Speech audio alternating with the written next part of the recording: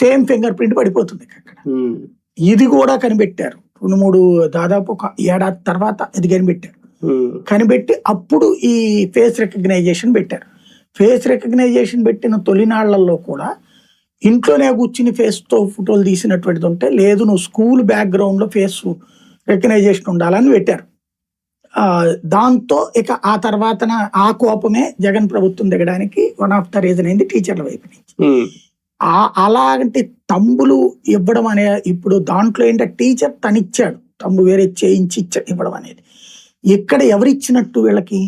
ఇప్పుడు మనకి ఆధార్ తీసుకున్న రోజున 5 ఏళ్ళు ప్రింట్ వేయించారు అక్కడ మనతో, 5 ఏళ్ల ప్రింట్ వేయించారు. ఈ 5 ఏళ్ల దాంట్లో మీకు అక్కడ ఈ రిజిస్ట్రేషన్ ఆఫీసుల్లో మినిమం 2 చేస్తారు, ఒక ఫింగర్ తో చూడరు, అది రెండోది కూడా చూస్తారు. చూసిన తర్వాత ఆ మొత్తం 5 ఏళ్లలో 2 చూస్ చేస్తారు నేను చూసిన దాని ప్రకారం.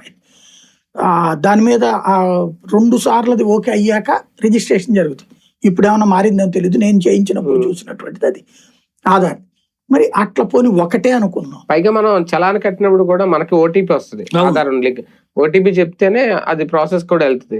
మరి ఇది అలా లేకుండా అంత ఈజీగా మరి ఎలా అయిపోతుంది? ఎట్లా జరిగింది అంటే ఖచ్చితంగా రిజిస్ట్రేషన్ శాఖలో ఉన్నటువంటి ఆ తంబి